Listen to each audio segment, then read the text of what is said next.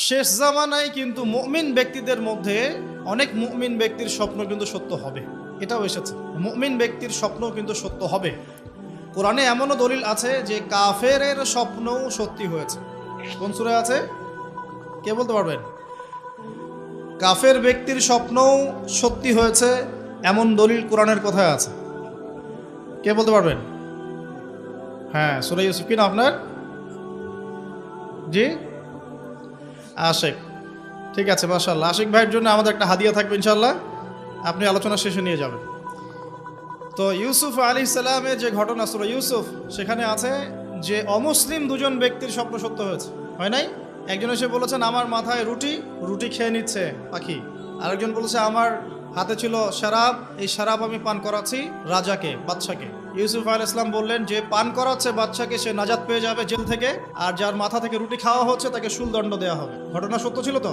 আচ্ছা, এখানে এই দুই ব্যক্তি কিন্তু মুসলিম নন, তারা কিন্তু অমুসলিম। তো যেটা বলছিলাম যে আল্লাহর পক্ষ থেকে মুমিন ব্যক্তিকে সত্য স্বপ্ন দেখানো হতে পারে শেষ জামানায়, বেশি বেশি হতে পারে।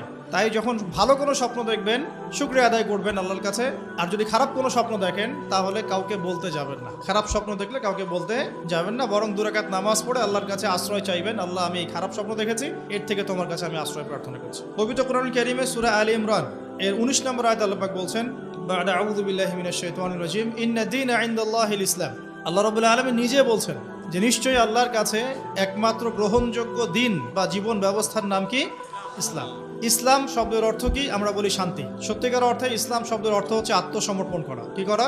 আত্মসমর্পণ করা। যে ব্যক্তি আত্মসমর্পণ করে, যে ব্যক্তি ইসলাম পরিপূর্ণরূপে পালন করে, তাকে আমরা বলি মুসলিম।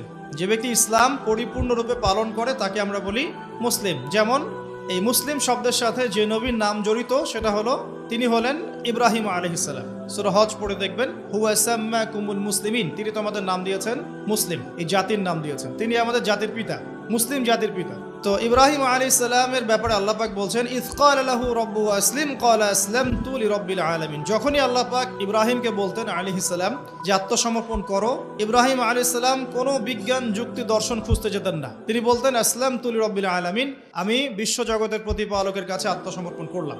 উদাহরণ দিচ্ছি, আল্লাহ রাব্বুল আলামিন ইব্রাহিম আলাইহিস সালামকে বলেছিলেন স্ত্রী এবং সন্তানকে জনমানব শূন্য কাবা ঘরের পাশে রেখে আসতে। ঠিক আছে, জানি তো আমরা। ইব্রাহিম আলাইহিস সালাম জানতেন সেখানে কোনো মানুষ নেই, কোনো পানি নেই, কোনো প্রাণীও নেই, না খাবার আছে, না পানি আছে, না কোনো প্রাণী আছে। এরপরেও তিনি স্ত্রী এবং সন্তানকে সেখানে রেখে আসলেন। আল্লাহ পাককে প্রশ্ন করলেন না কেন রেখে আসবো, এর পিছনে কারণ কি, যুক্তি কি, দর্শন কি, জিজ্ঞেস করেছেন? ইয ক্বালা লাহু রাব্বুহু আসলিম, যখনই আল্লাহ পাক বলেছেন আত্মসমর্পণ করো, মেনে নাও, তিনি বলেছেন আসলামতু, আমি মেনে নিলাম, লিরাব্বিল আলামিন। আল্লাহ রাব্বুল আলামিন তাকে বলেছেন যে তোমার সন্তান ছোট, হয়তো বয়স হবে 10, 12 বা 15 বছর। আল্লাহ পাক তাকে বলছেন সন্তানকে জবাই করতে হবে। কি করতে হবে? জবাই করতে হবে। তিনি চলে গেলেন, সন্তানকে বললেন, ইয়া বুনাই, হে আমার সন্তান, যার নাম ইসমাঈল আলাইহিস সালাম, ইন্নী আরা ফিল মানামি আন্নী আযবাহুক, আমি আমার স্বপ্নে দেখেছি আমি তোমাকে জবাই করছি। কি করছি? জবাই করছি। আর নবীদের স্বপ্ন কিন্তু ওহী। নবীদের স্বপ্ন কি হয়? ওহী। ওহী মানে কি? আল্লাহর পক্ষ থেকে প্রত্যাদেশ, আল্লাহর পক্ষ থেকে মেসেজ। সবার স্বপ্ন কিন্তু ওহী নয়। নবীদের স্বপ্ন কি? ওহী।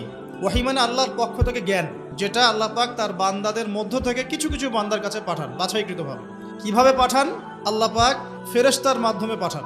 নবীদের স্বপ্ন ওহী। আর শেষ জামানায় কিন্তু মুমিন ব্যক্তিদের মধ্যে অনেক মুমিন ব্যক্তির স্বপ্ন কিন্তু সত্য হবে, এটাও এসেছে। মুমিন ব্যক্তির স্বপ্নও কিন্তু সত্য হবে।